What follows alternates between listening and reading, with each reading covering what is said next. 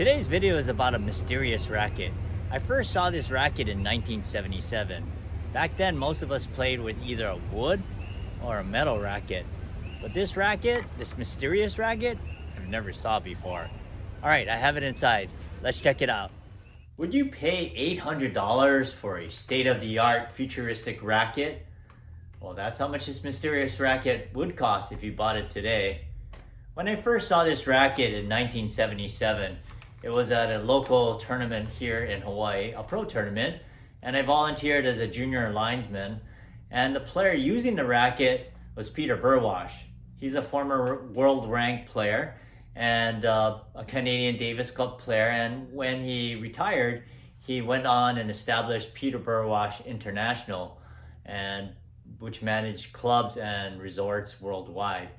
He also became a motivational speaker, TV commentator, and coached some top professionals. I wrote an article about this futuristic racket. It's on the IART website, International Alliance of Racket Technicians. And in addition to stringing tips and industry news, sometimes you'll read interesting stories like the one I'm sharing. And if you want to read more details, you can check it out there on the link.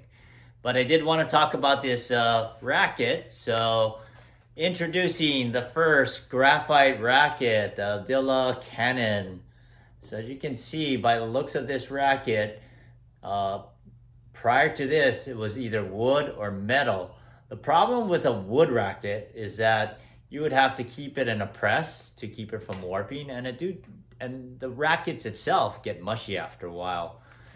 And with metal frames, they would get fatigued. So this is a racket that was made out of graphite fibers and Kevlar, like the rackets are made today. So this was, definitely futuristic. This futuristic Cannon racket was produced in 1977 by Aldila Incorporated.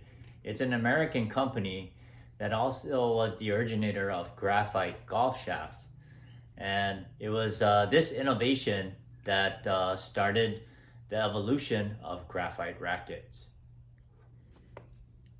Earlier I mentioned the cost of the racket, and to put things in perspective, a wood racket like this would have costed about $30, and in today's economy it would be about $120.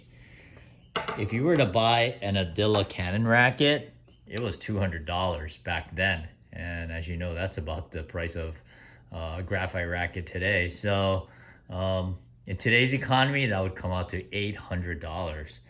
So what did you get for $200 back then? Well, it was pretty aerodynamic compared to what other rackets were like, and it did have very good maneuverability considering. It also had a one-piece urethane foam handle molded and had better shock absorption compared to the wood and the metal rackets.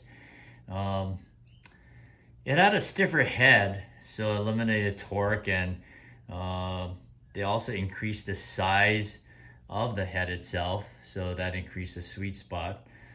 Some of the specs of this racket, the head size was 73 square inches. The weight of the racket with the strings in here is 12.7. The RDC stiffness is 59. Swing weight was at 351, and the string pattern is 16 by 20. If in case you're wondering why the string is broke on this particular racket, it's actually strung with Victor Imperial natural gut. I didn't want to cut it out. I wanted to leave it as is, and you can see it has a nice leather grip on it also. So that's what you get for $200. Maybe some of you are too young to ever play with a wood or metal racket, but if you played in that era, I'm sure it didn't take you very long to convert to a graphite racket once the price tag became more reasonable. Most quality frames today will cost you about $200, and with today's improved technology, I'm glad we don't have to pay $800 for it.